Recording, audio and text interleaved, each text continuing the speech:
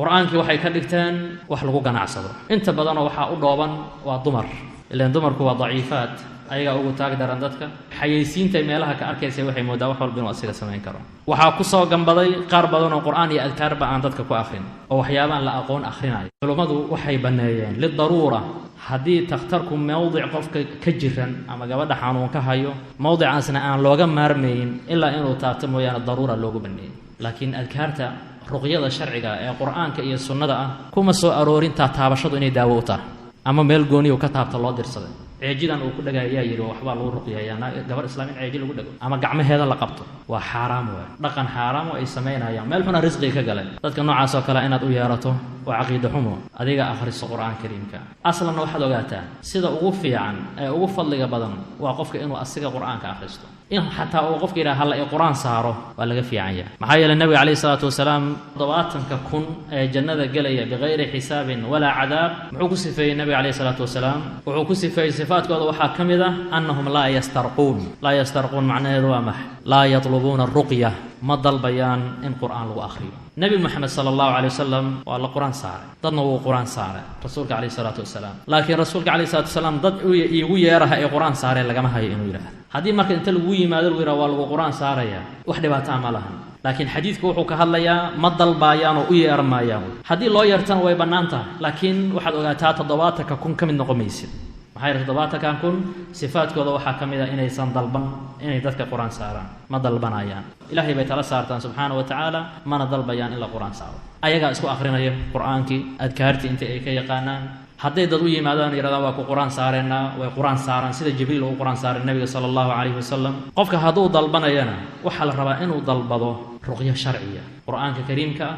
adkaarta nabiga ka soo aroortay sallallahu alayhi wasallam oo rasuulku wax ku daaweyn jiray alayhi salaatu wasalaam ama oo dadka adkaarta kula tufi jiray sifada loo akhrinayana ay noqoto sifa sharciya haddii qof dumar ay tahay waa in maxramkeedu la joogo maxramkeedu waa inuu la joogo waa inay xijaaban tahay xijaab sharciya waa inuusan jirkeeda meel ka mida taaban maxaa yeelay ruqyadu waa in qofku wax akhriyo markuu wax akhriyana oo tufaway tufid waa la yaqaan sooma tufidanku waa wax yar oo riiq ah iyo neef ama aariya isla socota way candhuuf iyo xaakama ah waa hawo laakiin gacan lama jirto nabi kaleey salaam kama soo aroorin inuu dumar islaamay taaban jiray adkaarta qaar way ku soo aroortay qofka meeshuu ka jiran yahay in farta la saarayo bismillaahi turbatu ardina biriqati ba'dina yushba bihi mariduna marka qofku wuxuu saarayaa ciida candhuuftiisu marinaya marka hore kadibna ciidu saaraya oo ku tufaya mawdica qofka xanuunayso ka saaraya waa qofka u banaanta inuu jirkeeda taabto haday maxramkiisa tahay iyo hadduu qof ragaya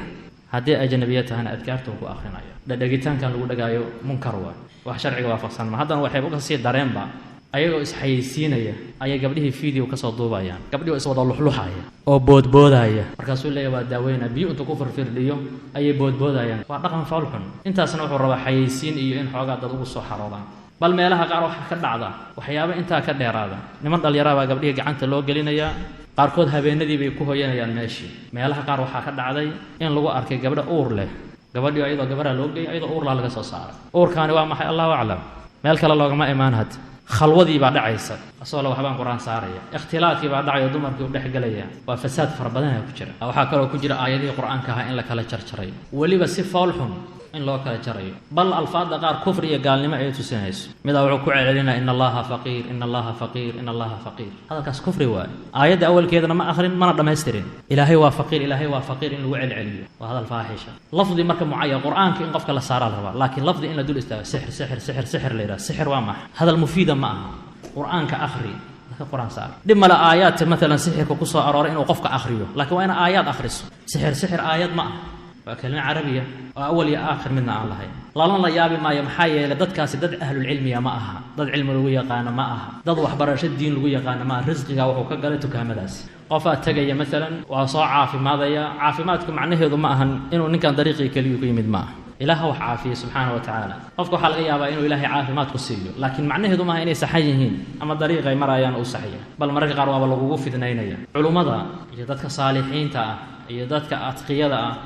iyo ikhlaas iyo ilaahay dartii dadka u quraan saara kuwa saameyntoodu waa waadix laakiin qof isxayeysiinaya internetka inta soo fariista dhahay waxaasaan qabtay iyo xaggaasaan maray macnaheedu la ii yimaado way waa tukaanadii badeecooyinkii la xayeysiin jiro kale in loo taga sax ma aha waana in loo naseexeeyo in badan oo kamidana waxay ugu madax adag yihiin wax kale ma ahe risqiga ka gala dhaqaalu rabaa markaasuu dagaal haddii la yidhahdo khata ku jirtaan waa dagaalama culummadu way ka hadleen arrintan sheekh al-Albani rahimahullah waa ka hadlay fi xayaatihi waxaa ka hadlaya sheekh ibn Uthaymin kulligoodna waxay sheegeen arrintaas inaysan mashruuc ahayn qofkii inuu quraan saara dad waa mashruuc haddii quraan saarka wax lagu siiyo waa mashruuc laakiin sifada noocaana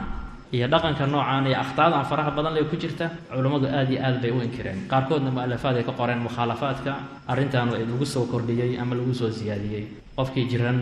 ilaaha jirada keena ilaahana rafiya subhanahu wa ta'ala laakiin dariiq sharciya mar quraanku waa daawo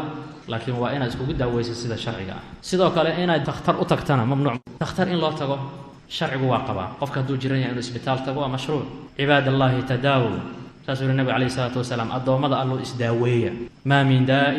إلا وله دواء عذر مجره إلا داولة إسداوية وفي أنه تخترته إسا صاباره مشروع وين إنه قرآن إسا صاروا أذكار إسكو أخرين ومشروع وفي نبي موين إنه حاجة أذكارك وآخر إسكو الرشاوي لكن بيو هذا العقوة سريد وقدر درايا مرك قارو حيابا قارو إسكو درايا العقد غالي وكئي بنايا وأن قناعسي إله وحداوية سبحانه وتعالى الشفاء بيد الله قرآن كآخرين تيسا لإسكو أخرين أسبابه كميديا رقية الشرعية ومن الأسباب